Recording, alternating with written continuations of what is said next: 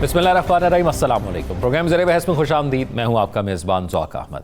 नाज़रीन, मुज़ाकरात 75 साल से हम मुज़ाकरात और कमीशन में हैं, तो एक और मुज़ाकरात से उम्मीद लगाई थी और ऐसा लग रहा है कि वो उम्मीदें अब दम तोड़ गई हैं, क्योंकि पाकिस्तान तहरीक इंसाफ ने इनकार कर दिया है। उन्होंने कहा कि अगर 7 दिनों के अंदर जुडिशल कमीशन नहीं बना, जो कि उनके मुताबिक कल ख़त्म हो गए हैं, तो वो मुज़ाकरात से आउट हो गए हैं। और उन्होंने कहा कि अब कोई मुज़ाकरात नहीं होंगे, जबकि हुकूमत कहती है कि 7 वर्किंग डेज़ और हमें 28 तारीख का वक्त दीजिए। 28 को हम फैसला करेंगे, आपको बताएंगे कि जुडिशल कमीशन बनाना है या नहीं, या उसमें क्या हो सकता है। और हुकूमत ने एक बार फिर दावत भी दे दी है 28 तारीख को चौथी नशिस्त के हवाले से। लेकिन पाकिस्तान तहरीक इंसाफ कह रही है कि आपने 7 दिनों में नहीं बनाया तो ये मुज़ाकरात आगे नहीं जाएंगे। अब ये जो टाइमिंग थी, एक तरफ हुकूमत बार बार कह रही है पाकिस्तान तहरीक इंसाफ को, आप आइए, बैठते हैं, मजीद बात करते हैं, आप जल्दबाजी ना करें। और पाकिस्तान तहरीक इंसाफ जो कि पहले मुज़ाकरात के हवाले से बहुत से मुतालबात कर चुकी थी, मुतालबात दे भी दिए, लिख के दे दिए, और अब 28 तारीख का इंतजार उनकी जानिब से क्यों नहीं किया जा रहा, ये एक अहम सवाल उठाया जा रहा है। क्योंकि 31 तारीख की तो खुद पाकिस्तान तहरीक इंसाफ ने कहा था हमारी डेडलाइन है, उसके बाद हम फैसला करेंगे कि हमने अगला लाहेमल क्या करना है। तो अचानक ऐसा क्या हुआ? कहीं ऐसा तो नहीं पाकिस्तान तहरीक इंसाफ को कोई और रास्ता नजर आ गया हो? क्योंकि पिछले दिनों के अंदर बहुत सी मेल मुलाकातें हुई और पाकिस्तान तहरीक इंसाफ वाले खुद ये तासुर भी दे रहे हैं कि साडी गल हो गई है। और ये वो लाइन है जो पाकिस्तान तहरीक इंसाफ वाले पहले किसी और के लिए कहा करते थे कि वो हमेशा जी उनसे ये तासुर मिलता है कि साडी गल हो गई है, और अब वो तासुर खुद दे रहे हैं। अब एक बड़ा ही संगीन मामला है इस तमाम सूरत हाल में, क्योंकि पाकिस्तान तहरीक इंसाफ 8 फरवरी को यौम स्याह मनाने जा रही है। पाकिस्तान तहरीक इंसाफ क्या हिकमत अमली रखती है, आज इस प्रोग्राम में ये जानेंगे, और मुज़ाकरात के बाद की अब क्या मनसूबबंदी हो सकती है ये जानेंगे। लेकिन पाकिस्तान में चैंपियंस ट्रॉफी भी आने वाली है, और ऐसे मौके पर अगर पाकिस्तान तहरीक इंसाफ एक बार फिर से एहतजाज कॉल करती है, सिर्फ इसलिए कि हुकूमत पर प्रेशर डाल सके और अपनी मर्जी के कोई मुतालबात मनवा सके, तो ये बहुत ही संगीन सूरत हाल हो जाएगी। इसी पर बात करेंगे। हमारे साथ मौजूद हैं सीनियर तज्ज़ियाकार नजू साकिब साहब, राव खालिद साहब और साकिब बशीर साहब। तीनों का बहुत शुक्रिया। नजू साकिब साहब, आपसे आगाज़ करूँगा। मुज़ाकरात, आप तीनों तज्ज़ियाकारों का तकरीबन यही मौक़िफ़ था, और पर आपका ये मौक़िफ़ था कि 0 + 0 = 0। तो कल ये प्रूव हो गया, ये इक्वेशन प्रूव हो गई कि left hand side is equal to right hand side. लेकिन मेरे जैसे कुछ लोगों की ये मानना था कि शायद मुज़ाकरात में कुछ मदद मिल जाएगी, कुछ हम जमहूरी तरीके से आगे बढ़ जाएंगे। तो अब आगे क्या होगा? मुज़ाकरात के घड़े से निकला क्या है? क्या कोई ठंडा मीठा पानी निकला है, या वो पुराने नुचड़े हुए इल्ज़ामात के और मुखालफत के कपड़े निकले हैं? अगर आपका ये ख्याल है ज़ौक़ के मुज़ाकरात से हुकूमत को शिकस्त हुई है, तो ये ख्याल इतना मुनासिब इसलिए नहीं है कि हुकूमत का क्या गया। आप जिस फॉर्म 45 और फॉर्म 47 के चक्कर में पड़े हुए थे, उसी फॉर्म 47 की गवर्नमेंट से आपने सिर्फ बैठना ही आपका काफ़ी है। इसका मतलब आपने कबूल कर लिया, और फिर यह भी कबूल किया कि हम कुछ लेना चाहते हैं और आप दे सकते हैं। शुरू से ही पता था, अगर शुरू से ही पता था कि इसका नतीजा, उसका मुंताज इसी तरह से ही होना है, बैठने की ज़रूरत क्या थी? आपने एक पॉइंट लूज़ किया है, और ये पॉइंट बड़ा अहम पॉइंट है जो आपने लूज़ किया है। आपने जो सवाल किया है ना कि अब क्या होने वाला है, उसकी तरफ ज़्यादा तवज्जो देते हैं, क्योंकि ये मुज़ाकरात जो है, असल में तो मुज़ाकरात वो होंगे जो कि टीवी पे नज़र नहीं आएंगे। असल में मुज़ाकरात वो होंगे जिन्होंने कि फ़ैसला करना है कि अब क्या करना है, और मुल्क और रियासत के लिए कौन सी चीज़ इस वक्त, कौन सा सेटअप, कौन सी स्कीम ऑफ थिंग्स जो है वो इस वक्त रिक्वायर्ड है। फैसले तो वहाँ पे होने हैं। ये तो ऐसे था कि ना आप कुछ दे सकते हैं, और वो जो मांगने वाले हैं उनको भी पता है कि ये इन तिलों में तेल नहीं है। आगे क्या होने वाला है? देखिए, जहाँ तक पीटीआई की बात है, और जब हम बात करते हैं ना इसकी यानी अपोजिशन की, तो उस पर पीटीआई ही है, क्योंकि बाकी लोग तो कहीं ना कहीं नज़र आ जाते हैं जुड़े हुए किसी न किसी तरीके से हुकूमत के साथ। पीटीआई के पास क्या रास्ते थे 8 फरवरी के बाद, जब वो कहते हैं कि उनका मैंडेट चोरी हुआ? मुझे ये बता दीजिएगा कि किताब में वो कौन सी ऐसी चीज़ है जो उन्होंने नहीं, यानी स्ट्रैटेजी के तौर पे नहीं अपनाई। इलेक्शन कमीशन से शुरू कर लीजिए, उसने ये रिजर्व सीटों की बात कर लीजिए। आप अदालतों में जाते हैं, आपका कुछ सुनवाई नहीं होती। आप जो है वो खत लिख देते हैं आईएमएफ को और कहते हैं कि जी यानी ये जो कर्जा मिल रहा है इस पे नहीं मिलना चाहिए ताकि हुकूमत पे प्रेशर पड़े। आप एक्सपेट्स पाकिस्तानी जो ओवरसीज पाकिस्तानी हैं उनसे कहते हैं कि जी रिमिटेंसेस ना भेजें। आप यूनाइटेड नेशंस में, आप यूएस में, आप ब्रिटेन में यानी बरतानिया में आप खतूत लिखते हैं उधर के जो लेजिस्लेचर्स हैं कि देखें जी ये ज्यादती हो रही है, आप एहतजाज करते हैं। आप डी चौक में आते हैं, आप कहते हैं इस्लामाबाद फतह कर लेंगे। आप फिर उसके बाद मुज़ाकरात भी कर लेते हैं और फिर नतीजा क्या निकलता है? अगर उस वक्त से लेकर अब तक देखें तो नतीजा इज एज फॉलोज। आप 9 और 10 मई में फंसे हुए थे और ये 190 मिलियन पाउंड और ऐड हो गया है, ये नतीजा निकला है। मुझे कोई बताए कि पीटीआई के पास जो है उसका जो थिंक टैंक है, देखिए थिंक टैंक बड़ा जरूरी होता है, वो रास्ता दिखाता है, वो बताता है कि जी देखें इस वक्त ये करेंगे, ऐसे होगा, ऐसे होगा, ऐसे होगा। पीटीआई का थिंक टैंक जो है उसके पास अब क्या रह गया है? वो जी ऐसा है कि डोनाल्ड ट्रंप साहब आएंगे ना तो उन्होंने आते ही सबसे पहले बात करनी है माय डियर अमेरिकन या माय पीपल के बाद उन्होंने कहना है कि Imran Khan must be freed.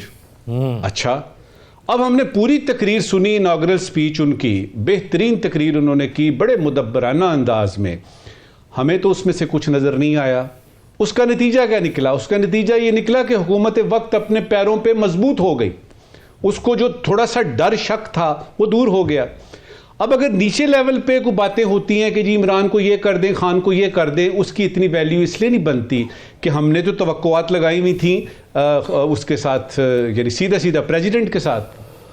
अब मुझे ये बता दीजिएगा कि क्या ऑप्शन रह जाती है।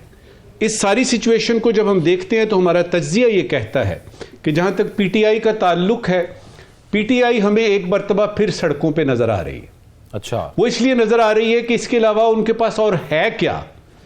सड़कों पे नजर आ रही है और आवाम के लिए, जो पैदल चलने वाले हैं, मोटरसाइकिलों वाले, गाड़ियों वाले, उनके लिए परेशानियां नजर आ रही हैं। हुकूमत ने पहले भी इसको कंट्रोल किया था, अब भी कर लेगी। दूसरी तरफ हुकूमत वक्त को थोड़ी सी स्पेस मिली है इस सारी सिचुएशन से, जिसमें कि पता लगा है कि हाँ भाई अब तो प्राइम मिनिस्टर साहब ने यानी ख़त भी लिख दिया डोनाल्ड ट्रंप को, जो उधर से खदशात थे वो हिसाब किताब बराबर हो रहे हैं। लेकिन दिल में खटका है, दिल में, क्योंकि वो जो मुज़ाकरात है ना जिनसे कि ख्वाजा आसफ को और ये बाकियों को डर लगा हुआ था और सारे आके कह रहे थे कि मुज़ाकरात हमसे करें, 2 दरवाजे नहीं होते, दरवाज़ा एक होता है, वगैरह वगैरह, वो डर अभी भी है। अब आता है कि पीटीआई के पास रास्ता क्या है। अच्छा, इससे पहले यानी एकदम से देख लेते हैं कि पीपल्स पार्टी की सिचुएशन क्या है।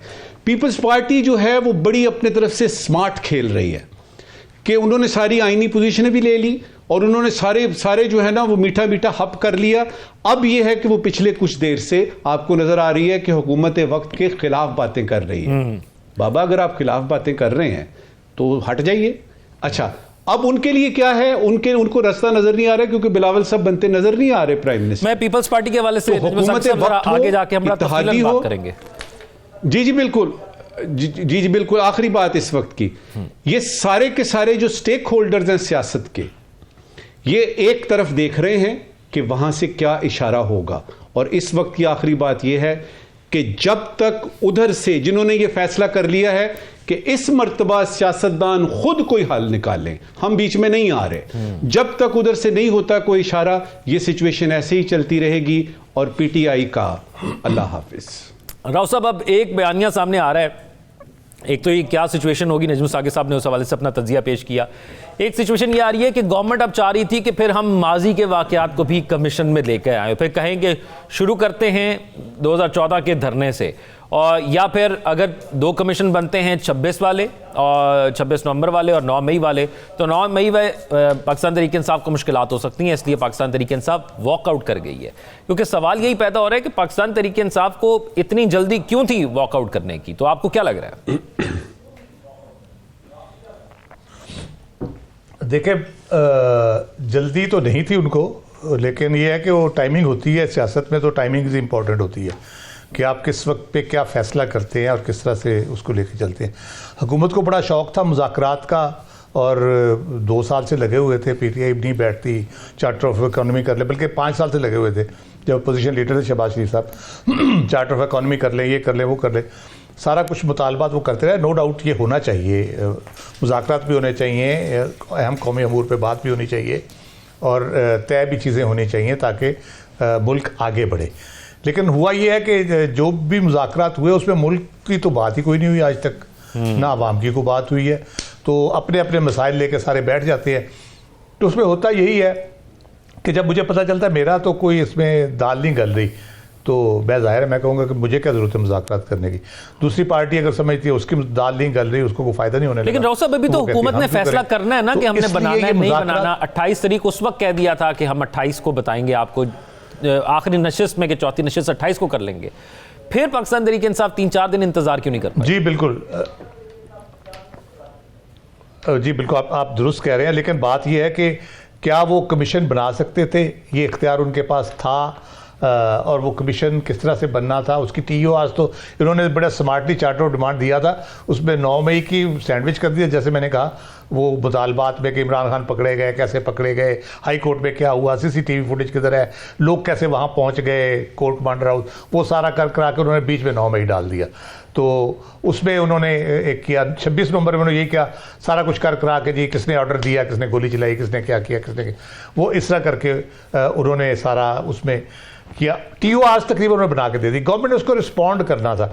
अच्छा, पहली बुनियादी बात यह है कि PTI टेबल पे नहीं आ रही थी, अगर आ गई थी तो इस मौके को ग्रैब करना चाहिए था हुकूमत को, उनको इंगेज करना चाहिए था, उनको इस तरह भागने नहीं देना चाहिए था। हुकूमत ये कर सकती थी। हुकूमत के, मैंने पहले भी कहा था, 2 चीज़ें ऐसी हैं इनके एक तो उन्होंने मुतालबा ही ऐसा किया, मैं तो कहता हूँ ये होम्योपैथिक किस्म के मुतालबात थे जिस पे आप उनको कहते हैं अच्छा जी बनाते हैं कमीशन, आए बैठे बात करें, क्या क्या करना है कमीशन में, आपने ये लिखी है TO आज हम ये कहते हैं, एक जुमला कहना था ना कि हाँ जी बनाते हैं, बैठ जाएं, उसके बाद उनको एंगेज कर लेते कि TO आज पे बिठा के हफ्ता 10 दिन 15 दिन जो भी जिस तरह से बैठ जाते, उसके बाद आखिर पे जाके कहते कि नहीं जी ये तो TO आज हमें नहीं, हमने मानी नहीं है, सारा 8 फरवरी गुजर जाता। 8 फरवरी बड़ा कह लें कि एक सिग्निफिकेंट डे है PTI के लिए, और उन इलेक्शन के हवाले से, हुकूमत के हवाले से भी, तहरीक के हवाले से भी।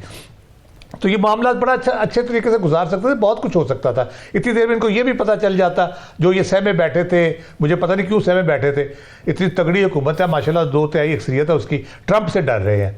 तो ट्रंप ने क्या करना है आपको भाई, उसकी कोई ज़रूरत होगी तो वो आपको कुछ कहेगा, उसको तो ज़रूरत ही कोई नहीं यहाँ पे। उसको ज़्यादा से ज़्यादा ज़रूरत है अमेरिका में, जो अमेरिका का असला उसने वापस लेना अफगानिस्तान से। आप क्यों उससे डर के बैठे हुए हैं, और इमरान खान की मोहब्बत में पाकिस्तान के ख़िलाफ़ वो खड़ा हो जाएगा, आपका ख्याल है इस तरह से मामलात होंगे।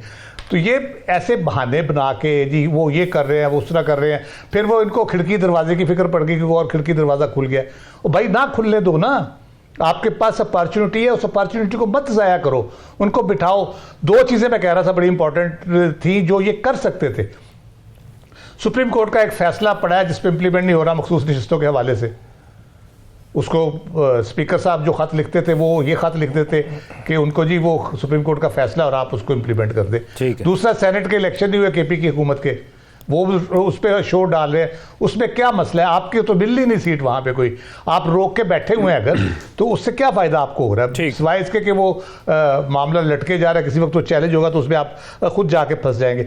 बात यह है हुकूमत की बेबसी का PTI को इदराक था, वो इनसे मुज़ाकरात खेलते रहे, और ये उनके पास हर वक्त ऑप्शन मौजूद थी किस वक्त उन्होंने पुल आउट करना है। और उन्होंने जब देखा कि अब ज़रा ये बड़े सुकून में आ गया कि जी बस TO आज बनेगी, फिर आहिस्ता आहिस्ता हम चलेंगे करेंगे, अचानक उन्होंने पुल आउट कर लिया। अब हुकूमत क्या करेगी, हुकूमत वो पॉलिटिकल इंस्टेबिलिटी का जो एलिमेंट है, जो इंटरनेशनल इदारे भी कह रहे हैं, वो दोबारा आ गया सामने।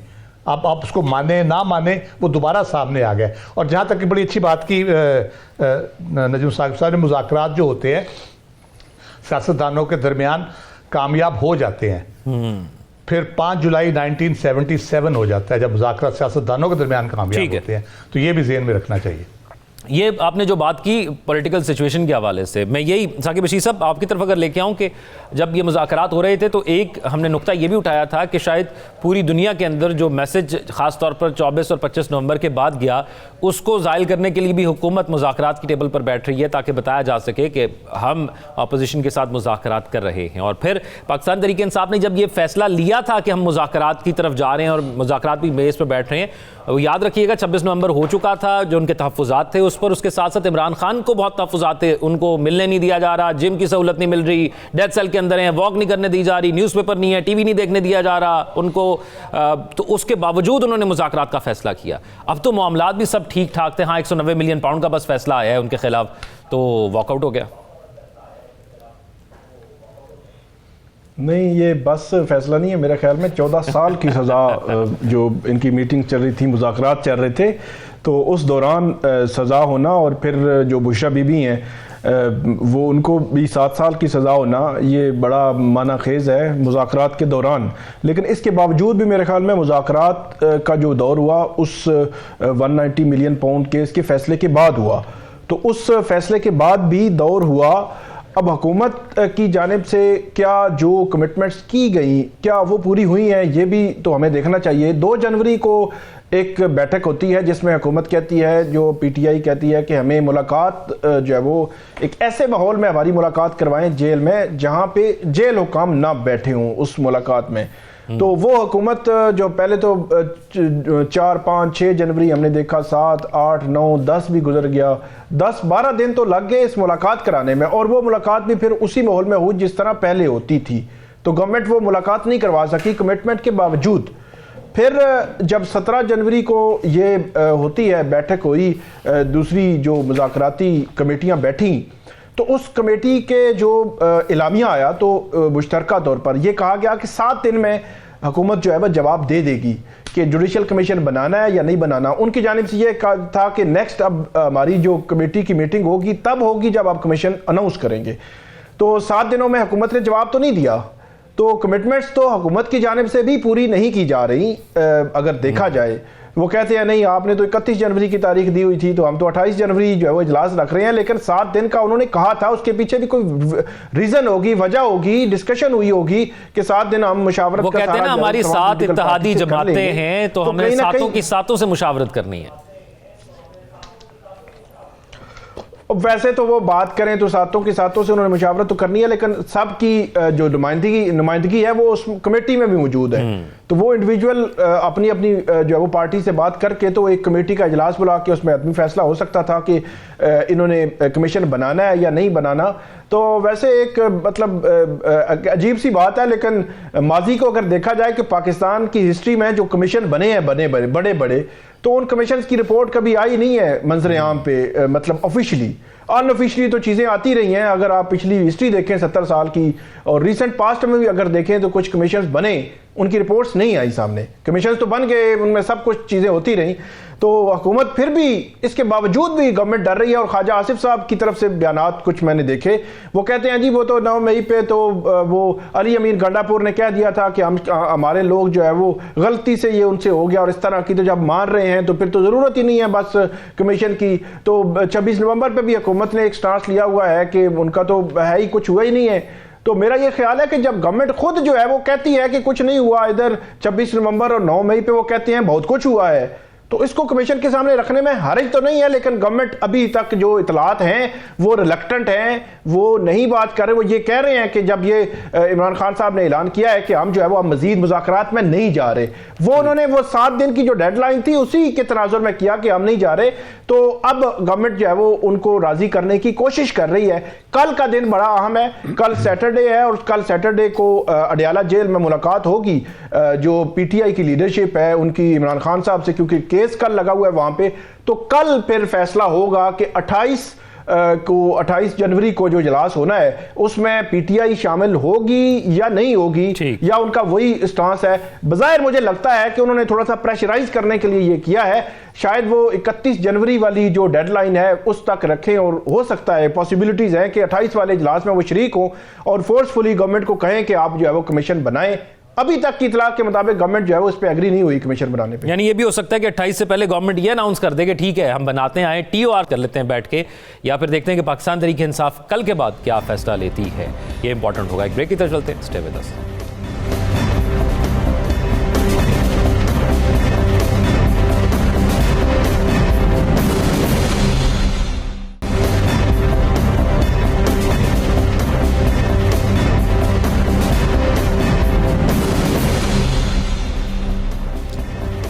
ब्रेक ब्रेक के बाद खुशामदीद नाज़रीन। अब बात करेंगे ज़रा आज़ादी इज़हार राय के हवाले से।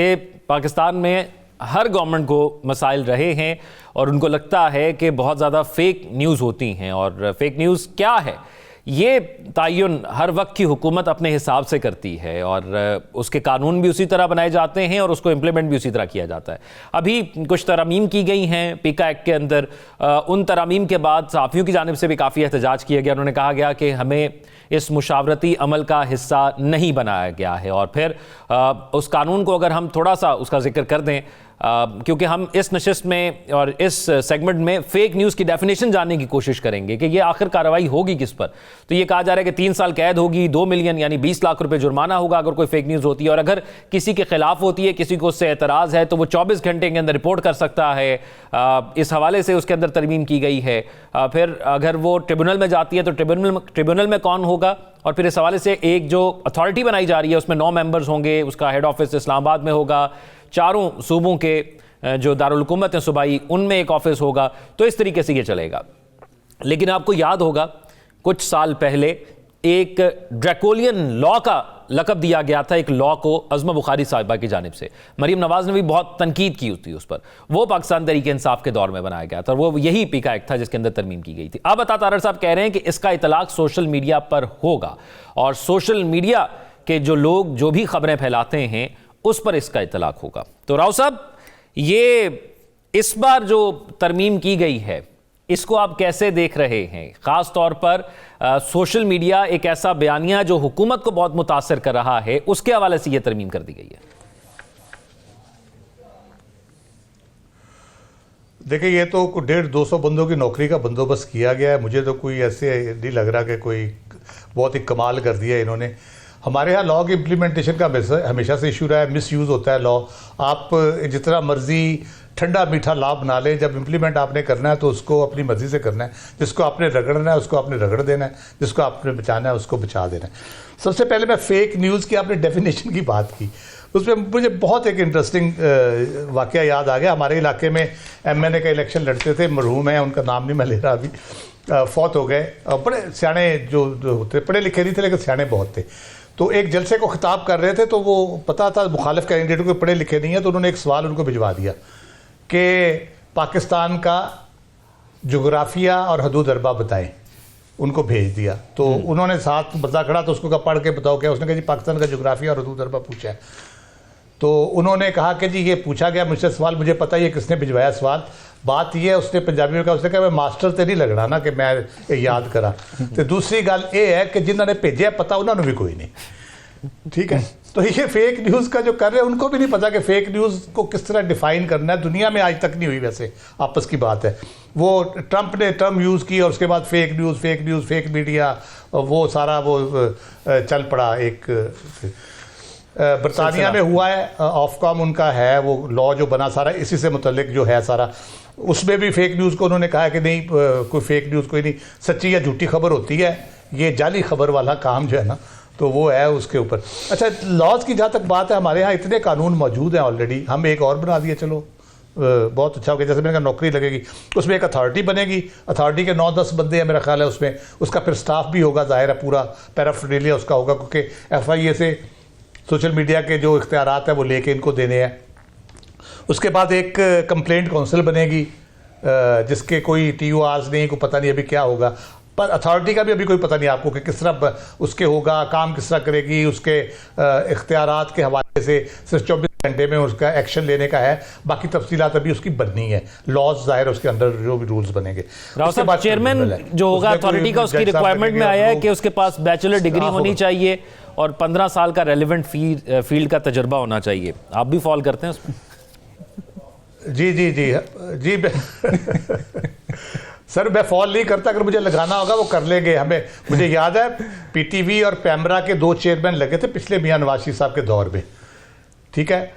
पहले इश्तिहार दिया गया मास्टर्स डिग्री होल्डर हो, ये वो सारा, तो पता चला जिनको लगाना है वो तो बैचलर डिग्री होल्डर है। उन्होंने इश्तिहार विड्रॉ किया, फिर बैचलर डिग्री होल्डर वो tailor made kind of advertisement दी गई। तो वो मुझे लगाना होगा तो वो कर लेंगे। मैं वैसे क्वालिफाई करता हूँ क्योंकि मैं लॉ ग्रेजुएट भी हूँ साथ। ओके, तो मैंने कहा बता देना, ऑन एयर बता दें हम ये सारा कुछ ये हाँ बिल्कुल बिल्कुल बिल्कुल क्वालिफाई करता हूँ, लेकिन बड़ी मेहरबानी मुझे ना कंसीडर करें तो बेहतर है, क्योंकि मैंने ये ओहदा कबूल नहीं करना, बड़ी फ्राख्तली से बता रहा हूँ। ठीक है। खैर इस अच्छा फिर इनफरादी इल्ज़ामात की बात है। मुझे किसी से मसला हुआ है तो मैं जाऊंगा, डेफर्मेशन लॉ आपके पास मौजूद है, अदालतों में अगर कुछ होता है अदालतों के बारे में तौहीन अदालत का कानून मौजूद है, इदारों के अपने एक्शन लेने की सारी चीज़ें मौजूद है, हर चीज़ मौजूद है। एक और ये भी करके देख लें, ये इतने अरसे से लगे हुए हैं और इसमें सबसे बड़ा जो फ्रॉड हो रहा है, जो हमें कहा जा रहा है कि जी अखबार और टीवी नहीं है, इसमें ऑनलाइन मीडिया का वर्ड यूज़ किया गया है। जो भी ऑनलाइन मीडिया है, अखबार भी ऑनलाइन होते हैं सारे, हमारी वेबसाइट्स हैं, सारा कुछ है, वेबसाइट्स में शामिल हैं, हमारे ई पेपर हैं ऑनलाइन होते हैं, टीवी सारा यूट्यूब पे चल रहा होता है, ऑनलाइन वो प्लेटफॉर्म हम यूज़ कर रहे होते हैं।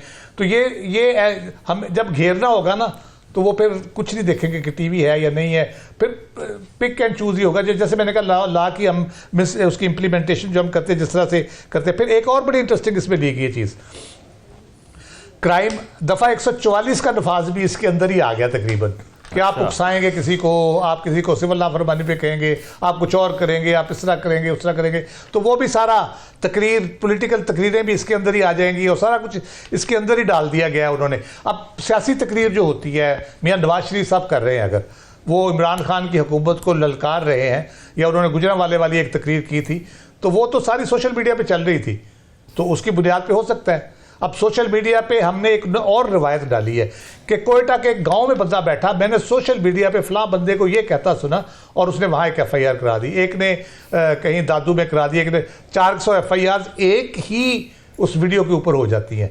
तो बड़ा माशाल्लाह से हम कमाल का काम कर रहे हैं। तो देखें हम, लेकिन यह है कि this is a black era, जहाँ तक आज़ादी इज़हार राय की बात है, इंसानी हकूक़ की बात है, शहरी आज़ादियों की बात है, और जिन कोर्ट्स को जिनको एक्शन लेना चाहिए वो बेचारे अपने मसाइल में फंसे पड़े हैं, इसलिए उनसे भी क्या शिकवा बंदा करे।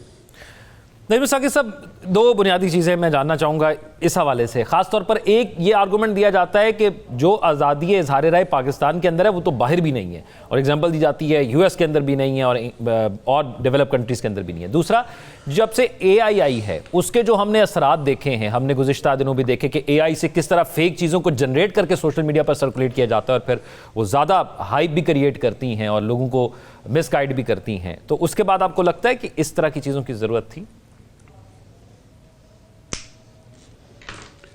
देखिए, सबसे पहले जो ज़रूरत की आप बात कर रहे हैं ना, तो देख लीजिए कि हुकूमत वक्त की ये ज़रूरत क्यों है।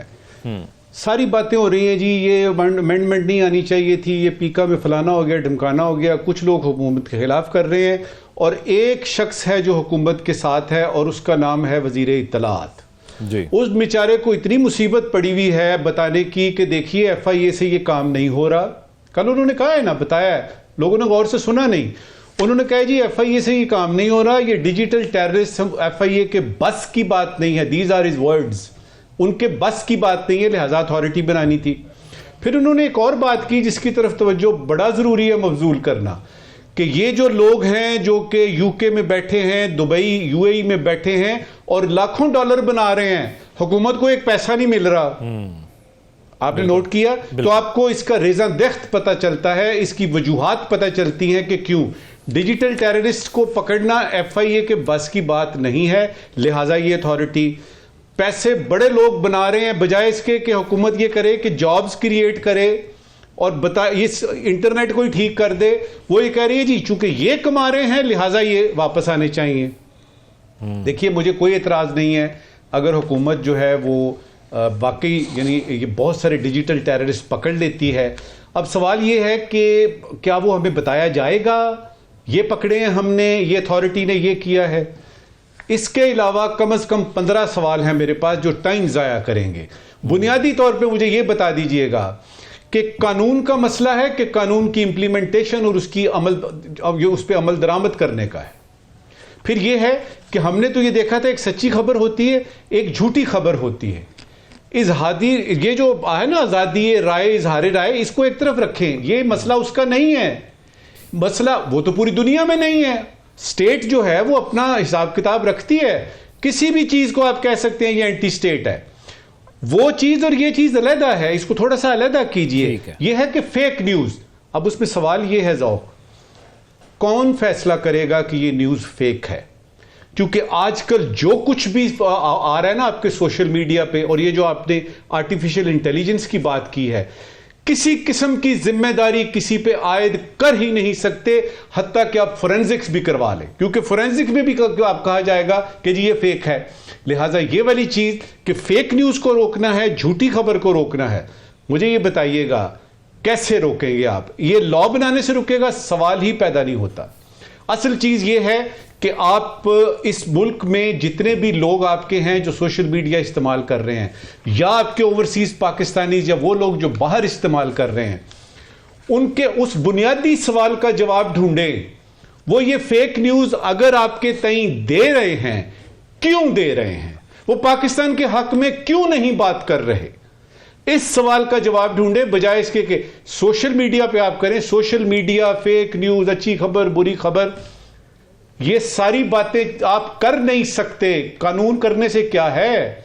आप ये सिर्फ देखिए ये मेरे पाकिस्तानी बाहर या इधर क्यों कर रहे हैं। और इस वक्त की आखिरी बात, डिजिटल टेररिस्ट आप जरूर पकड़िए, लेकिन उसकी आड़ में अगर आपने इस लॉ को, जो कि अभी हो जाएगा, सदर साहब भी आप देखेंगे इंशाल्लाह ये कर देंगे, इस लॉ को हथियार मत बनाइएगा, क्योंकि ऑलरेडी इतने हथियार आपके पास मौजूद हैं जिनसे कि किसी भी शख्स की इज्जत, आबरू या उसकी जानो माल, उसका तहफ़्फ़ुज़ हो ही नहीं सकता। स्टेट की जिम्मेदारी है तहफ़्फ़ुज़ देना, और आप ये तहफ़्फ़ुज़ जरूर दीजिएगा। इस तरह एक नहीं 50 लॉज और बना लीजिए। अवाम की तरफ जरा तवज्जो दीजिए।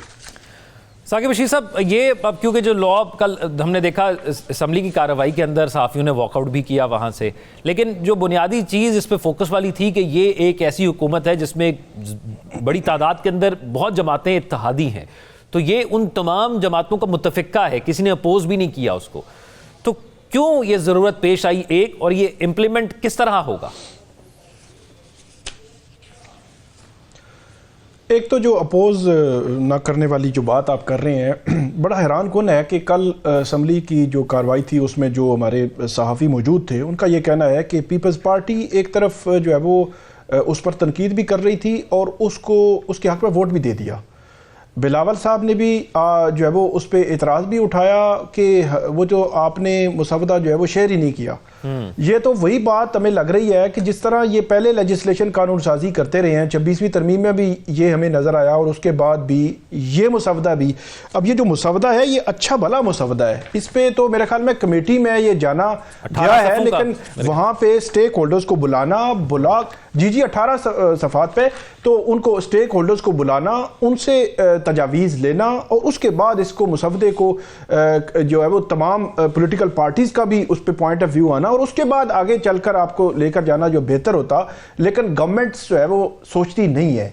जो पीटीआई जब गवर्नमेंट में थी तो उस वक्त उन्होंने भी इस किस्म की ही हरकत की थी और उस वक्त मुस्लिम लीग नून की जो मरियम औरंगजेब साहिबा हैं वो इस्लामाबाद हाई कोर्ट के अंदर उन्होंने पटिशन फाइल की मुस्लिम लीग नून की जानिब से, और बाहर खड़े होकर एहसन इकबाल भी, मरियम औरंगजेब भी सख्त तनकीद कर रही थी कि ये काला कानून जो है वो ला रही है, आवाज़ें बंद कर रही हैं लोगों पर, अब जो है वो तनकीद इनको बर्दाश्त नहीं हो रही और ये इस तरह की हुकूमत है, सब ये बातें कर रहे थे। लेकिन आज मुस्लिम लीग नून जो है वो ला रही है वही लॉज और उसको उससे सख्त ला रही है और उसको डिफेंड कर रहे हैं भरपूर तरीके से। तो इसका मतलब ये हुआ कि जो भी गवर्नमेंट में होता है वो कहता है कि हमारे खिलाफ कोई ना बोले। एक दो पॉइंट्स है मैं उन पे जरूर बोलूंगा। ये जो कह रहे हैं कि एक तो फेक जो कोई फेक न्यूज़ जो है वो मालूम हो रही हो या कोई फेक फॉल्स कोई चीज़ हो, या वो कहते हैं कि बियॉन्ड रीजनेबल डाउट जो है ना, बिला शक व शुबा कोई लगे कि ये जो है फेक है।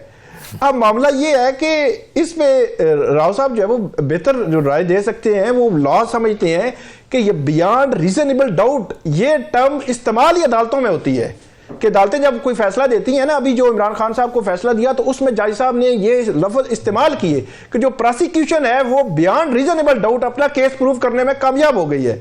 तो बियॉन्ड रीजनेबल डाउट जो है वो कौन डिटरमिन करेगा कि मैं जो बात कर रहा हूं, मैं जो तनकीद कर रहा हूं, ये कोई किस किस जुमरे में आती है, एक बात। और उसके बाद ये कहते हैं कि अस्पर्शंस की बुनियाद पर ये आप किसी भी जुडिशरी के मेंबर, आर्म फोर्सेस या पार्लियामेंट या प्रोविंशियल असेंबली मतलब उनके हवाले से आप अगर कोई बात करेंगे तो वो उन्होंने अज्यूम कर लिया कि ये तो मतलब इसके खिलाफ है बात, तो उसके खिलाफ भी कार्रवाई जो है वो हरकत में आ जाएगी। तो ये इस किस्म की जो चीजें हैं ना, ये बड़ी इंपॉर्टेंट है। हम कोई बात करते हैं, फॉर एग्जांपल जो पब्लिक ऑफिस होल्डर है, वज़ीर आज़म है, इसके अलावा जितने भी पब्लिक ऑफिस होल्डर्स हैं, इवन जुडिशरी है, जुडिशरी के हवाले से बहुत क्रिटिकल लैंग्वेज इस्तेमाल की जाती है, क्रिटिसाइज किया जाता है।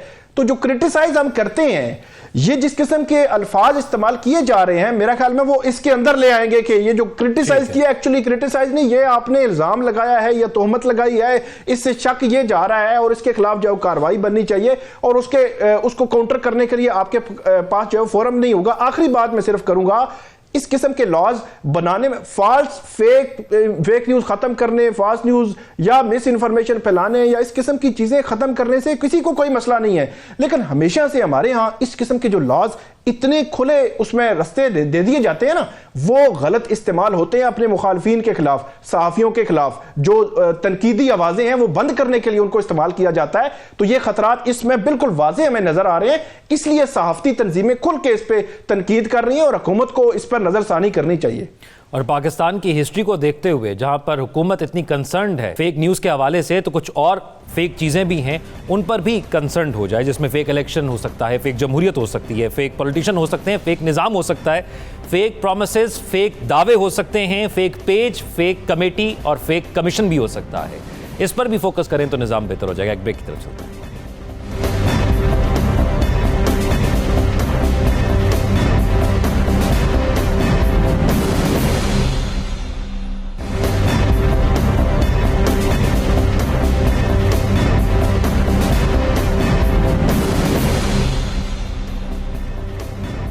ब्रेक के बाद खुशामदीद। हर कुछ अरसे बाद हुकूमत की अहम इत्तेहादी पाकिस्तान पीपल्स पार्टी ख़बरों की जीनत बनती है, कुछ इख्तलाफात सामने रखती है।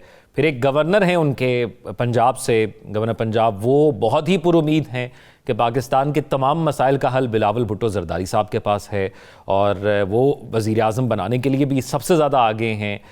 फिर जो इंतज़ामी ओहदे पाकिस्तान पीपल्स पार्टी के पास हैं वो भी बहुत एक्टिवली पार्टिसिपेट कर रहे हैं। हम माजी में कम ही देखते हैं इतना एक्टिव गवर्नर या इतने एक्टिव जो ओहदे हैं तमाम निज़ाम के अंदर उनको पार्टिसिपेट करते हुए। तो पाकिस्तान पीपल्स पार्टी आखिर चाहती क्या है, इस पर बात करते हैं। नजमुल साकिब साहब, इत्तेहाद का मिसाली एक और साल मुकम्मल होने वाला है पीपल्स पार्टी और नून लीग का, इससे पहले पीडीएम में हमने देखा, तो आप कैसे देख रहे हैं इस एक साल को और पाकिस्तान पीपल्स पार्टी क्या चाह रही है?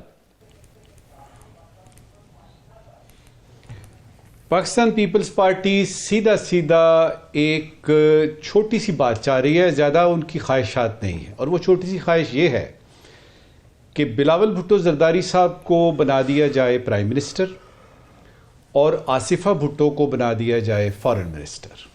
ये छोटी सी उनकी ख्वाहिश है। अगर आप ये अभी पूरी कर देते हैं तो उनके तमाम किस्म की ये सारी बातें जो हैं ये आपकी ख़त्म हो जाएंगी। नहीं तो फॉरेन के हवाले से तो हुकूमत रेडी हो जाएगी, एक तो पूरी हो जाएगी।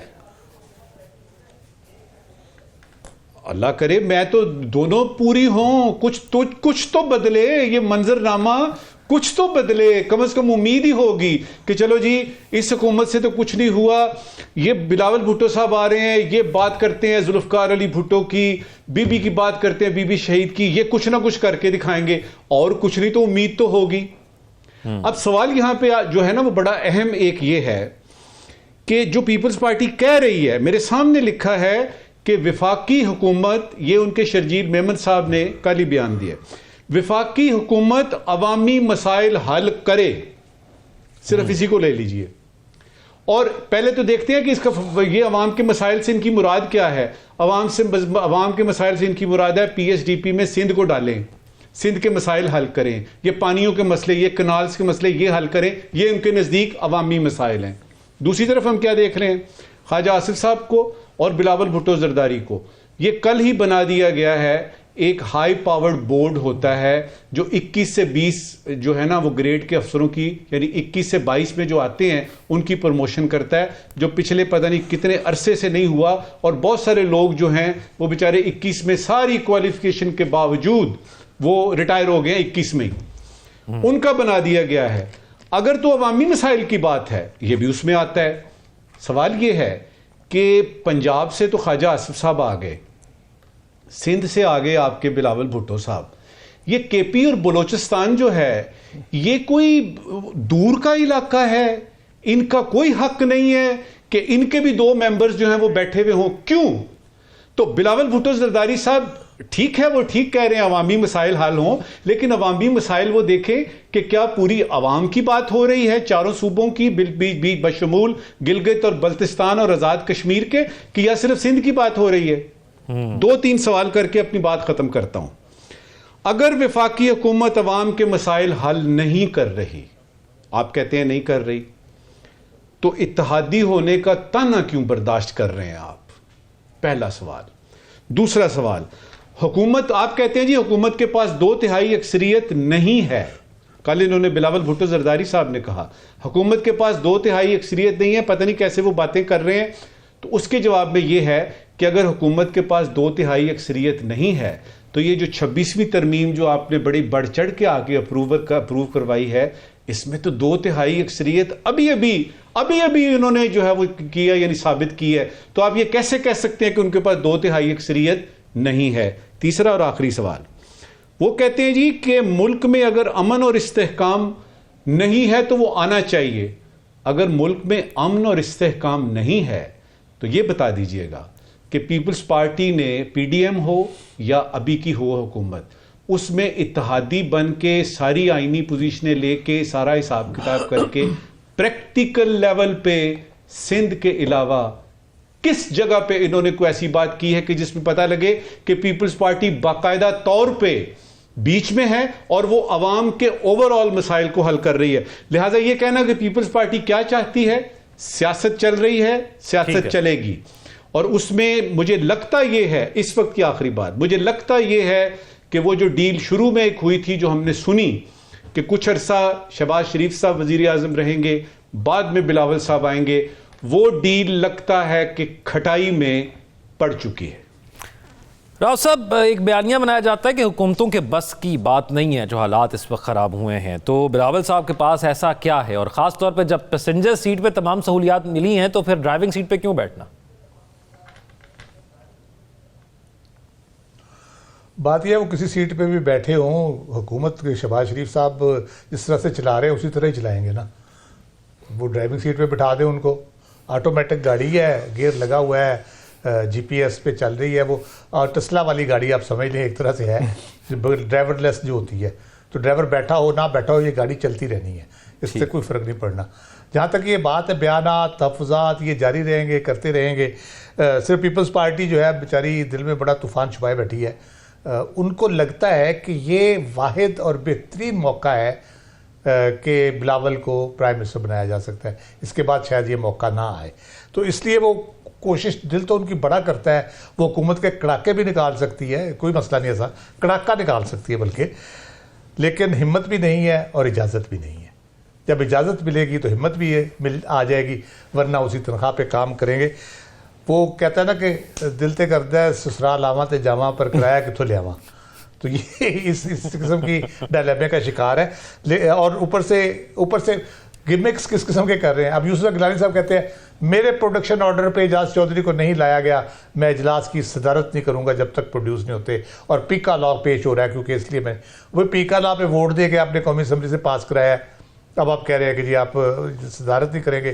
दूसरा एक और काम भी शुरू हो गया, अभी थोड़ी देर पहले हमारे रिपोर्टर ने खबर दी है कि नैब ने ओमनी ग्रुप का रिकॉर्ड मांग लिया है, यूसुफ गिलानी, आसिफ जरदारी साहब के तोशा खाने के जितने वो तो मलिक रियाज साहब की वजह से मांगा होगा ना, मांग लिया है, और मियाँ नवाज शरीफ साहब का भी रिकॉर्ड मांग लिया है तोशा खाना का, और नया चलान, सप्लीमेंट्री चलान उन्होंने पेश करने का फैसला कर लिया है। अब मुझे नहीं पता कि नैब क्यों इतना एक्टिव हो गया है, क्या ये पीपल्स पार्टी की बातों को सीरियसली लेना शुरू कर दिया उन्होंने कि ये वाकई को हुकूमत के लिए मसला पैदा कर सकते हैं। तो इस किस्म की सूरत हाल है। तो ये होना वाना कुछ नहीं, बस ये इसी तरह चलता रहेगा। आज CEC का उनका इजलास हो रहा है, देखिए उसमें से क्या निकलता है, उसमें भी बड़के सड़कें काफ़ी होंगी। तो दूसरी बात, जहाँ तक शर्जील मेमन साहब की बात है कि आवाम के लिए कुछ करे, तो फेडरल गवर्नमेंट बेचारी की हुकूमत कितनी लंबी चौड़ी है, इस्लामाबाद के अंदर ही है बस, बाकी तो हुकूमत सूबाई खुद मुख्तारी 18वीं तरमीम के बाद आ चुकी है। तो आप सिंध में आप भी आवाम के ठीक लिए है। कुछ कर ले प्लीज़, बड़ी मेहरबानी होगी आपकी जो मशवरा इधर दे रहे हैं आप। साकिब बशीर साहब, एक बयान में कोट कर देता हूँ बिलावल साहब का, उस पर फिर आपकी राय जानता हूँ कि दुनिया में कोई ऐसा निज़ाम नहीं है जहाँ हुकूमत वहाँ की मर्जी के बगैर चल सके। आप इंतखाबात करें या ना करें, सदर हो, वज़ीर आज़म या बादशाह या अमीरुल मोमिनीन हो, वो निज़ाम अवाम की मर्जी से चलता है। तो पीपल्स पार्टी को इदराक है कि अवाम की मर्जी से चलता है, तो क्या अवामी उमंगों का उपाय है उनके पास? नहीं, जो पीपल्स पार्टी है उनको अपने मफादात का यकीनी तौर पर इदराक है, लेकिन अवाम कैसे भुगत रही है सारी सूरत हाल को, वो इदराक उनको नहीं है। इसीलिए आप देखें ना, 2008 से ये आप ऑनवर्ड ये मुशाहिदा शुरू करें और देखें कि पीपल्स पार्टी जो है वो पंजाब में कहीं नहीं है। मतलब वो मुल्तान और मुख्तलिफ 2-4 उनकी जो सीटें हैं या 1-2 और जगह पे, बाकी वो पंजाब में वो मोमेंटम बना ही नहीं सके। इसी तरह आप बाकी जगहों पे केपी पे देख लें या बलूचिस्तान में उस तरह, तो सिंध में उन्होंने रखा हुआ है, बाकी सिंध में वो मौजूद हैं। आज भी बिलावल साहब ने कहा कि हम फेडरल कैबिनेट में नहीं जा रहे, उन्होंने कहा कि पीका पे ऑन बोर्ड नहीं लिया गया, इसके बावजूद भी उन्होंने वोट दे दिया। तो ये सारी बातें वो मतलब वो करते हैं, लेकिन ये है कि अवामी मफाद के इश्यूज़ में वो हुकूमत के साथ होते हैं। वो अब मजबूरी में है या जो भी इशू है, लेकिन वो अलग थलग जो है वो नहीं हो पा रहे, ना उस पर कोई जो बात हो रही है। जो यूसुफ रज़ा गिलानी साहब के हवाले से ये खबर आई कि वो चेयरमैन सेनेट हैं और वो सदारत नहीं कर रहे पिछले इजलास की 2-4 रोज़ से, और उसके पीछे वजह ये पता चल रही है कि क्योंकि जो एजाज चौधरी साहब हैं उनका प्रोडक्शन ऑर्डर जारी हुआ था, उस पर अमल नहीं हुआ, तो इस पे उन्होंने एक स्टैंड लिया है। अगर ये बात हमें ज़राए से पता चली है, लेकिन अगर ये बात है तो मेरे ख्याल में ये एक रीज़नेबल बात लगती है।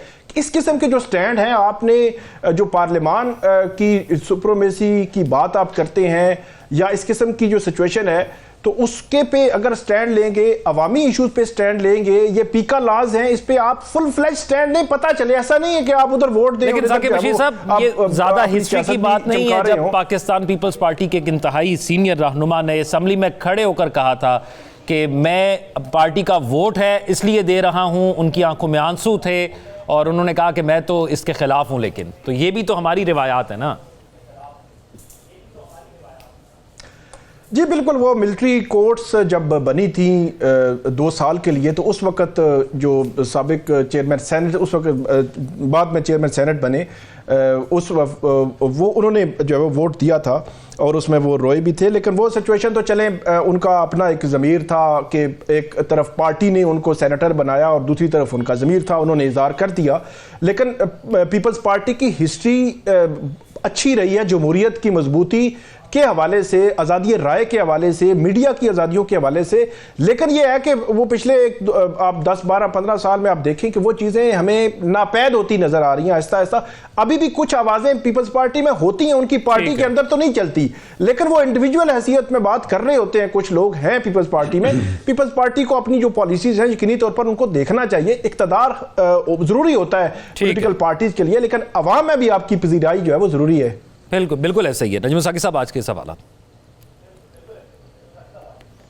शुक्रिया ज़ौक। एक ज़रूरी सवाल है और एक गैर ज़रूरी सवाल है। पहले ज़रूरी सवाल, खबर मिली है कि रावलपिंडी और इस्लामाबाद के दरमियान हुदूद का तयन 3 अशरे गुजरने के बाद भी नहीं हो सका, यानी 30 साल में ये फैसला नहीं हो सका कि रावलपिंडी और इस्लामाबाद की हुदूद क्या है।